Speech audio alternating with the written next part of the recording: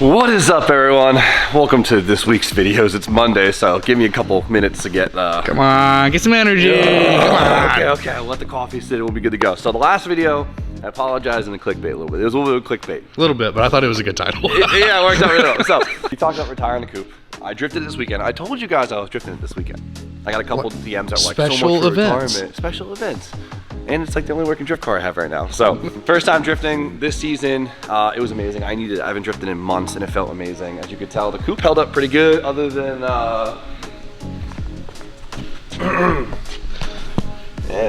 It's a little rough. I break a lot of wheels. First thing I told you is not to hit nothing. I hit the wheel.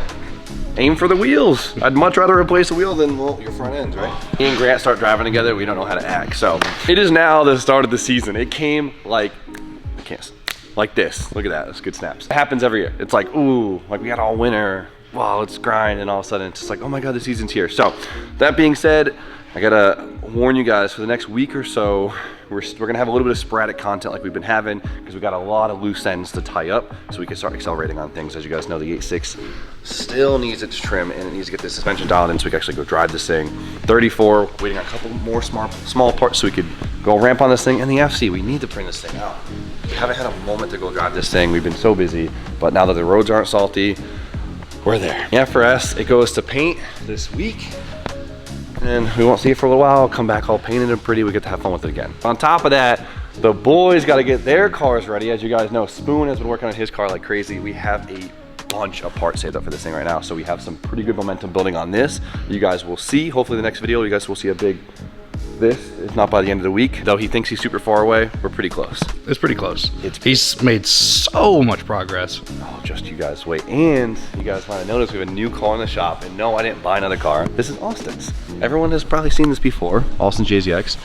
And he decided to make this a drift car. Was that always the plan? Yeah, that was always the plan. That was the plan from the very beginning. Street car, drift car. It's not gonna be as intense as Spoon's, but extended lowers. And the package. It's still gonna have AC, is the yeah. That makes it a street car, right? Yeah. So we're gonna help Austin grind on his car, get his drift ready so we can all be at the track this season and have some fun, right? So we got a lot of work ahead of us. And we're gonna be chipping away as much as we can when we have the moments. But today, to get the ball rolling, we'll be working on stuff for the pro car, right? Because we're at this point now, wow, almost all the big parts are in and we could really start accelerating the process. Quite a far behind for the season, but I'm not too stressed about it because this year, really my goal is to get this chassis completely dialed in, learn how to set up, learn how to maintain it, learn how to drive it, and just learn what we like and what we don't like from having a pro car setup. Does that make sense? We're not rushing shit. We're not rushing shit. Next year is when it gets crazy. I figured today the next step of the puzzle, so we can get to everything else with it, is we have to assemble the engine. And you guys saw we picked up my built bottom end from Seamus at Taylor Chassis Solutions. We have the 3.4 BC Lightweight Stroker 2 JZ, right? The displacement mixed with all the JZ goodness is the prime package for me. We could have gone LS, but I'm a JZ boy. I'm gonna stick with it. The right decision. Yeah, we love it. I mean, it's hard though when you see these guys with supercharged LSs making like 1,200 horsepower like nothing, but whatever. She still has soul in her. We have a pile of parts and today we're gonna assemble it. And I know you guys have seen me assemble JZs before, but this is a big part of the puzzle. And this one is a little more stressful than usual because, well, this is my most expensive engine I've ever got. And it's gonna put a lot of UCCs in. So once I have the engine together, it is game time. I'm getting everything else ready for this chassis. So let's get to it. So what's step one? We need to get the head on this thing. So I'm not stressed, everything's fine. This is just like assembling any old engine. It's just a lot more expensive, you know? Everything's fine. Where's my hammer? Mechanic. Show me how to assemble a very expensive 2J today. The real street. I got a t-shirt that says that. Yeah? It makes you look like a real car guy when you got that t-shirt. Nah, yeah, you said that before. These are the guys, huh? Damn. The Texas 2K going on, you know? Show me a thing or two. It's in the air, you know? 1,000 horsepower JZs, where you at? Texas 2K, like 1,000 horsepower, you're like, bro, whatever. Have your mom come pick you up. All right, Steve, you're probably sitting there wondering, Big Jim, why are you so handsome? And what? And what head gasket does it take to make a 1,000+ horsepower 2JZ engine? Right? I could read your brain. Well, the answer is good genes and, well, an OEM JZ head gasket. How crazy is that? There's many aftermarket head gaskets out there, and usually you don't use OEM head gaskets, but the factory 2JZ head gasket has been proven to no end. Obviously there's some arguments out there, but I'm gonna use what's proven. Toyota, Yamaha, they went crazy in the 90s and they built the world's best engine. Where's my white gloves at, Steve? Come on. I don't know. Like you're handling like a rare artifact. Yeah, exactly. Don't gotta put no stuff on it. No. Some guys will copper spray things. We don't need to. Let it go. We're good to go. Just don't put it on backwards. The head's got to go on. The question is, what head are we using, right? We talked about in the previous video. If you weren't paying attention, there's a million different heads that we could put on the JZ, right? Because we have the 2JZ non-VVTi and we have the VVTi, but then we have the NA VVTi and then we have the NA non-VVTi. You could use a 1J head VVTi, non-VVTi. All the heads kind of bolt onto each other. They all have pros and cons of each head, but I went with the traditional option, the tried and true, with just a turbo VVTi 2J head. It's brand new from Toyota, sent it out, got it all built up from head games, and well, it's ready just to be popped on. It would only come on Supras. So we never got the VVTi engine in the States, the 2J ever. We just got the non-VVTi in the Supra. So what did this come on in Japan? Arista. Arista? Okay. That's it. Nice. You like that? A couple cars got the 2JZ VVTi, but the Aristo is the most common. It's a street car. If you have a VVTi imported from the States, most likely an Aristo died, so you can have that engine. We got to get our ARP washers in before the studs, or else you can't get the studs in. So this you guys know, this is a standard issue. Healthy amount of lube on the washers. I usually just throw them in a bag and smush them around. Maybe that's a little too much, but get them in there. You gotta go on dry for this one, Steve. Hey. Usually not recommended, but when it comes to studs, you go in dry. So then you just make sure it seats nicely. But I always back it off and just give it a little. Just a little dab. No tension. Do you have to torque those to spec or no? When we put the nuts, we will. These we just put in. You just put in like just get them in seated. there. Okay. Just seat them.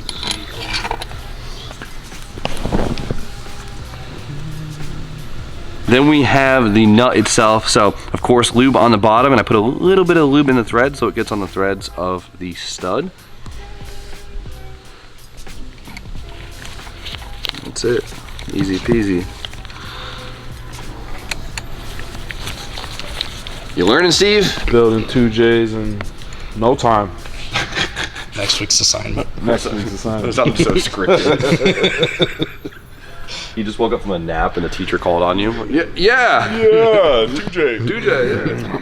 You guys have seen us do this a million times, but we gotta torque the head down, and of course we have to do it in the OEM sequence, right? Because if we do it in a weird pattern, the head might not compress naturally, and we might cause stress in unneeded areas. So we have the pattern right here. We follow the numbers, we're gonna go in stages. We're gonna start at 40 foot-pounds and work our way all the way up to 100.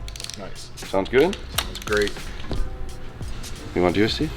Good. Sure. Till it clicks? Yep, until it clicks. So you go 40 and then you do 100 next time? No, next time we'll go up to 60, 80, and 100. Now if we have any engine issues, I can blame my engine builder. There you go. Steve. Now 2, so 3 is here? Yeah. Correct? Yeah. Ooh, that's very satisfying. Nothing beats the manual click. Yeah. While we got Steve building my 2J over there, Spoon is working on the next piece of the puzzle to actually start fitting the engine in the car, right? Once the engine's together, we'll bolt the trans on and we can actually get it mounted in the car, but we have to get the front subframe figured out because this will be the limiting factor of where we place the engine. He's cutting up the OEM subframe pretty good, but we have this whole new piece to weld in, and this will hold the new rack in. And this is a really amazing modification that we're gonna be talking about later on that's gonna allow us to actually We have so much talking to do about this stuff. I'm so excited. I had to show you guys. It's going to allow us to run a BMW E46 steering rack, front rack. So instead of running the S chassis location behind it, we'll be running the E46 in the front. So there's some really cool things to come that I cannot wait to show you guys. But in the meantime, we're just going to see Spoon cut the crap out of the OEM one and weld a new piece in. Yeah, I'm actually reading the instructions. Very, very important. It's very demasculating, right, to read instructions? No. No, I'm kidding. No, please read those instructions. There you go. Stepping up the torque now. Teed up. Arm day for Steve. Really makes you feel like a dude, you know, torquing down a... Torquing down a head. Yep.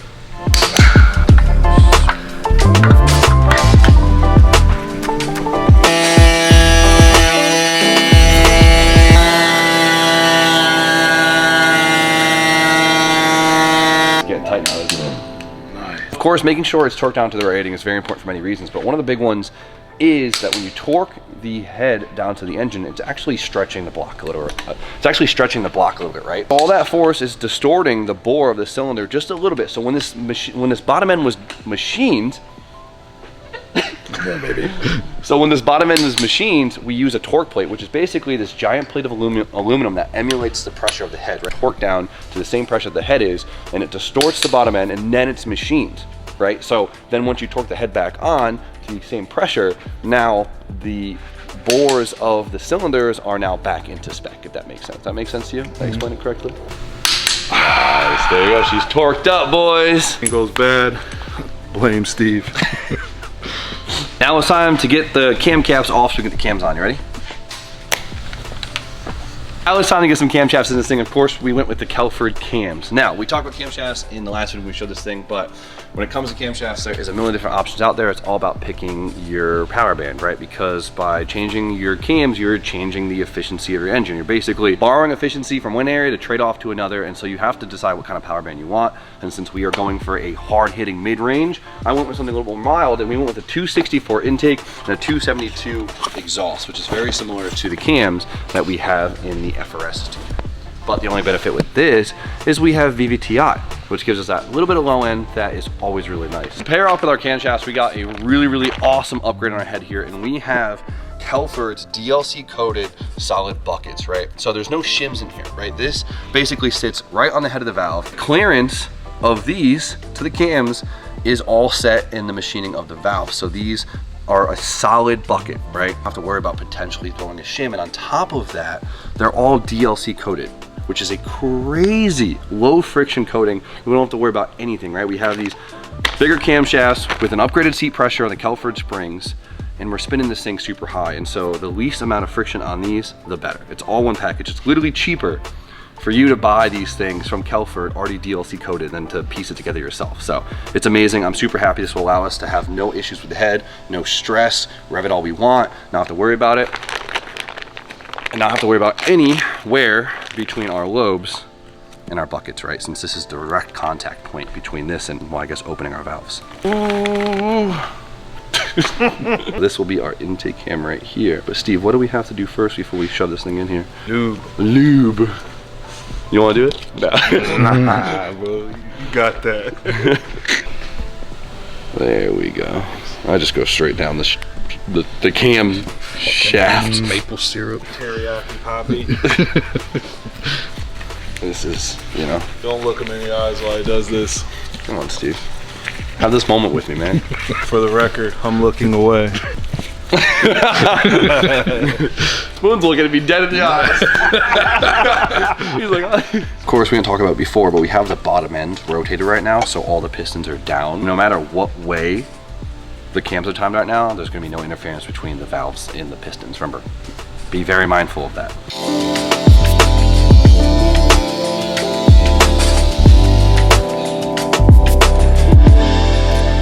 Torque in the OEM sequence so we don't put any weird load on the cams. With our cam seals and our cam seal installation tool. I know they sell cam seal installation tools, but this has always worked really well for me. A lot of guys will use like a big ass socket to seat it. That works. I just don't have an actual socket that size.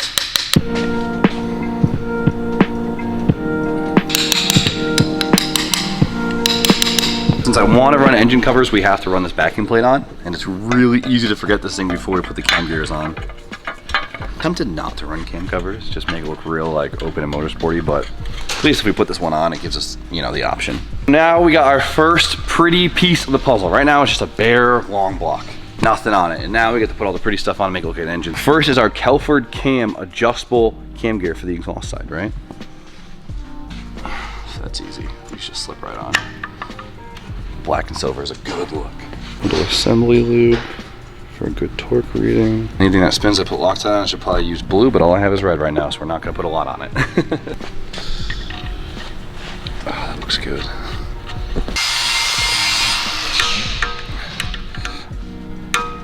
There we go. So now it's time for the VVTi gear, which is usually kind of ugly, right? Because they come, they're steel, they get rusty, they're not that pretty. They sell covers for them, but I'm not a big fan. So I needed to get a brand new one anyway, and I got it Cerakoted, so it actually looks really pretty and it'll last. But it's not like, you know, if it's pretty or not, it's not the end of the world, but for the extra $100 for the service, it's really, really worth it. I forgot how I got it done through. Just Google it. I'm pretty sure the VVTi gear is the same between all the JZs, so it's pretty easy to get, but this slips on, and now this, right there. If you look, see how much play is in that? So with the VVTi gear, we are able to actually manipulate the degree or the timing of our intake cam to optimize our power band. It utilizes oil pressure controlled by a valve, which is then controlled by the ECU very easily. Shout out to Link. And that will allow us to tailor our power band to, well, hopefully have more low end to make this thing hit even harder. VVTi is always a powerful tool.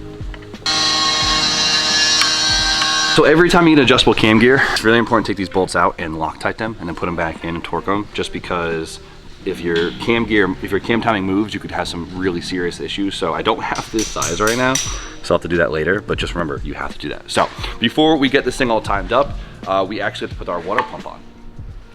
On some more pretty pieces. This is the Rad Industries Water Pump Delete. The Rad Dan, as we all know, is like the king drifter of 2Js. I'll give him the title. Man's been around. That's a big title, but I think he deserves it. He deserves it. He makes a lot of beautiful pieces, and this is one of them. Wow. So this is a billet. Everyone loves billet, right? So essentially what this does is it gets rid of the water pump that's usually driven by a pulley, right? So we put this here, and now we have an AN outlet. And it also gives us the bracket for our alternator. Looks good, doesn't it? So we're not using a mechanical water pump? Nope, we're gonna be using an electronic water pump. Put the O-ring in there. I just use silicone to hold it in place. Also, one of the hardest parts about building an engine from scratch is you forget that you need all the hardware for it, so. Piecing together old hardware. Well, it's not pretty, but it'll do.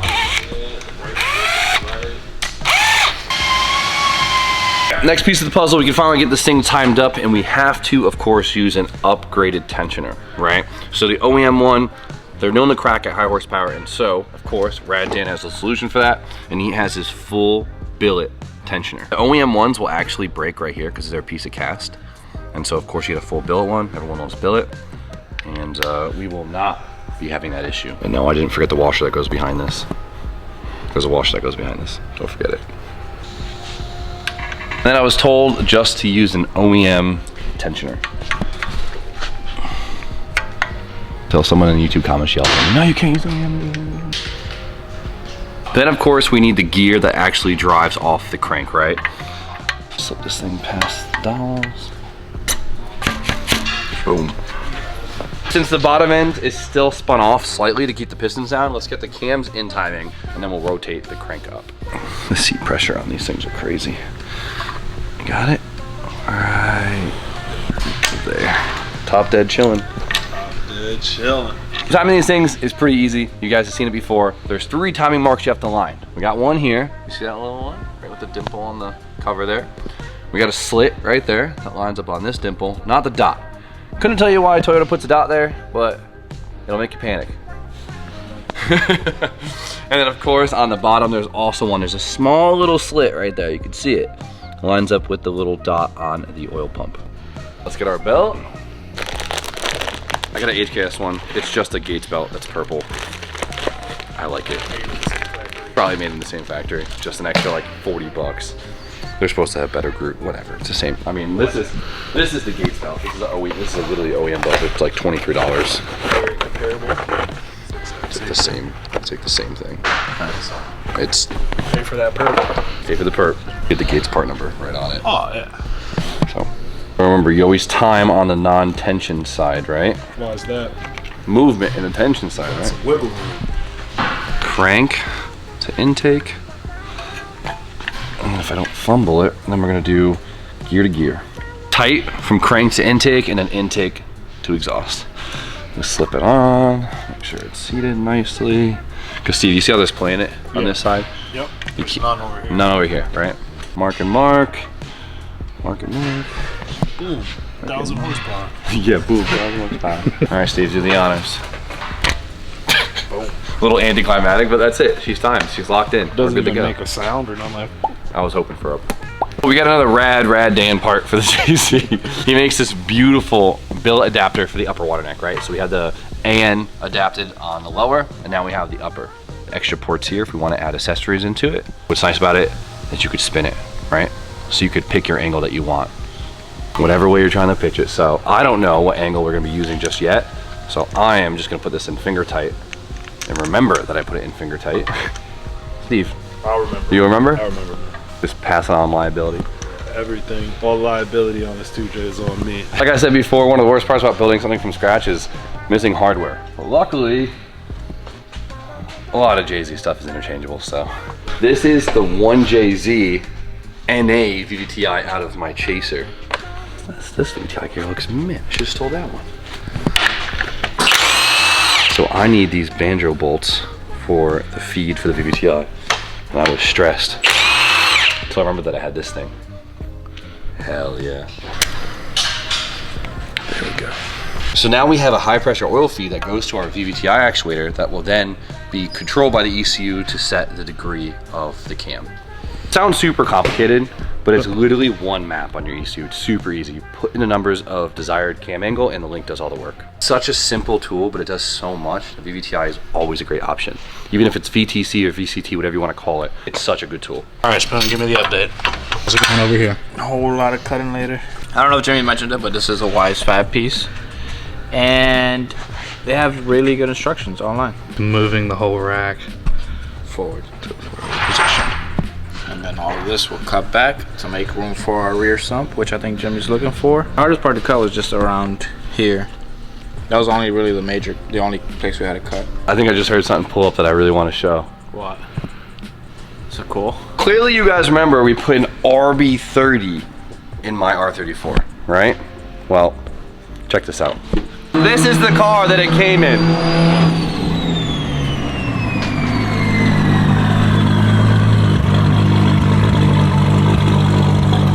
Jason, keep it pause frame. Yep, that's me. Okay, so, what are we looking at here, buddy? I have never seen one of these in my life. Maybe I saw one when I was in Australia, but I don't think I took it in. A Holden VL Calais, or the more common one is the Holden VL Commodore. And yeah, so this is the Calais is just like the top version with all the electronics and stuff. Okay, this is the car that came with the RB30. That's right. The story is something to do with emissions, and Holden didn't pass, so they just went out and bought the rights to use the RB30. And Nissan's like, yeah, boy, you can have it, you know? Like, dude, those taillights are really cool, though. Yeah. Like, they're like smoked with like a heck blend already built in. 86. 86, wow, okay, so the RB block is... Been going a while, yeah. Really? Is this the oldest RB block then? Oh, that's so... On demand. Known to man. RB30 originally came single cam, right? There was no... I was mind fucked just now. Basically, you take this single head off, you throw it in the bin. No, I'm kidding. Put an RB25, RB26, RB20 head maybe on these things and make it dual cam. But Really, you don't need to. Like the heads are okay, they're just 650 real kilowatt or 900 horsepower, 850 horsepower or something. They start to want to crack and stuff. the head itself? Yeah. Yeah. The head, yeah. Well, how much does this make? This makes just under that. Yeah, you're just like, oh, it's on Just the under Yeah, just on the edge. Yeah, they sing, they rev. What do you think, Rodney? Let me try it out. I can actually drive this well. Let me try it out. Gotta do something.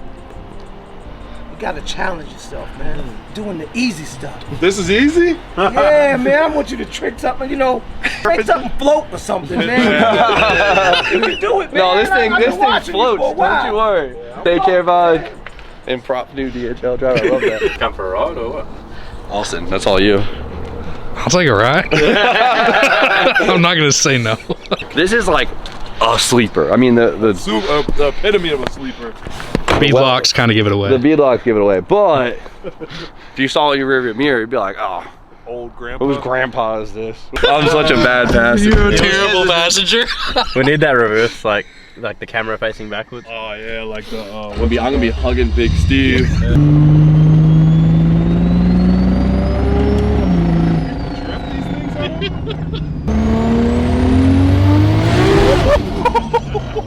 It's planted. Yeah, it's planted.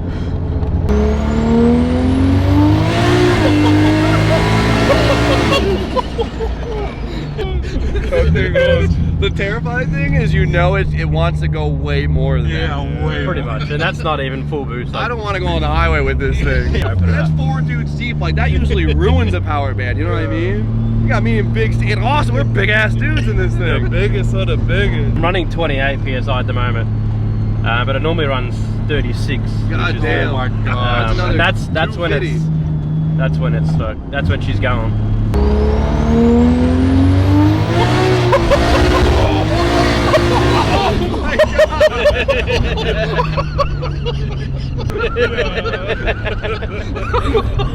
Shit.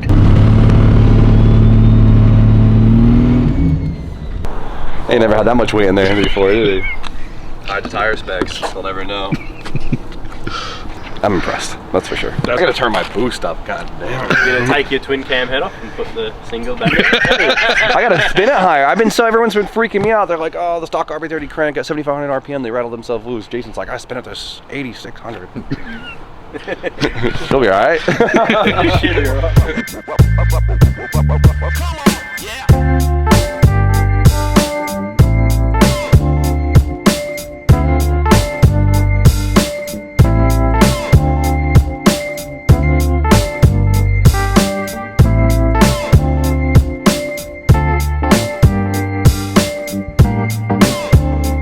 Huge shout out to Jason for bringing some pretty cool cars to the States that a lot of people don't get to see very often. He'll be here for a little bit, doing a little bit of a tour. So if you guys want to see more of this car, his wagon, which is probably one of the craziest cars I've seen, and many other Australian madness, I'll call it, check his channel out. We'll put the link in the description. We won't forget. Give him a shout. He'll be here for a little while, so you'll see him in and out. But damn, that was something. All right, so the last thing we have to do to get this thing ready to start testing in the car is get an oil pan on this car, right? And there's 2 ways to do this. We can either go with a dry sump oiling system, or we can go with a OEM style, which is like a wet sump, right? Dry sump, where there's a separate container somewhere else for oil. We have an external oil pump, and it's pulling from that external reservoir and constantly feeding oil through the engine.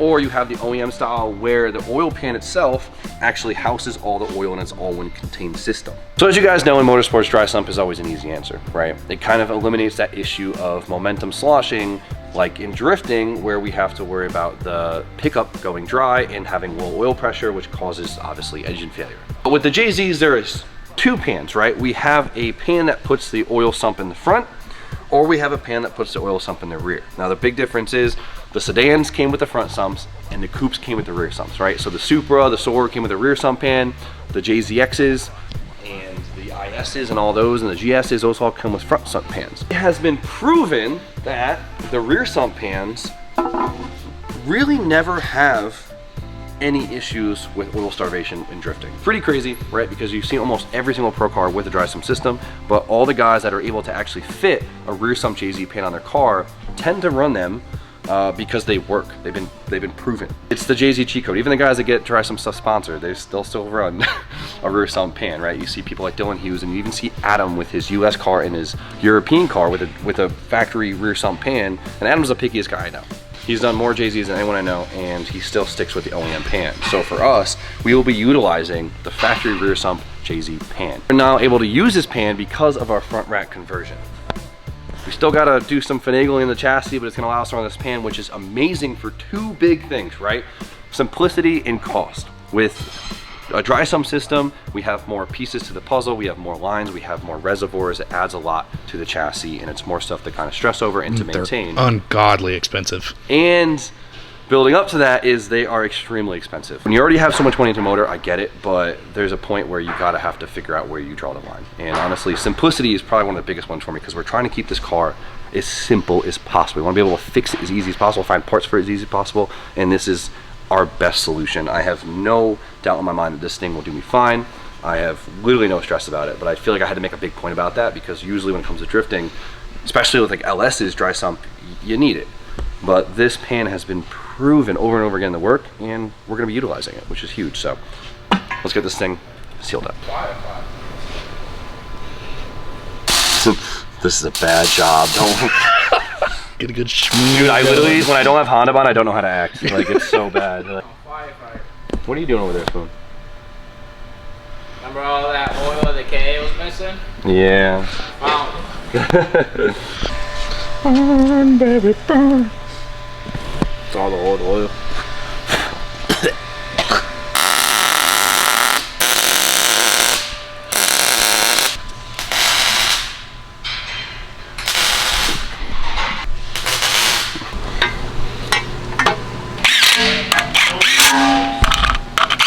Look at this big ass Steve. It's smoking already.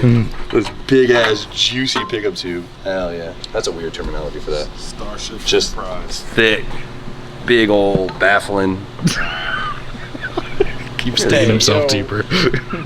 Look, there's nowhere for the oil to slosh. It's just overfill it a little bit, and we're good. Send it on the bank. If it's good enough for Odie, it's good enough for Jim. All right.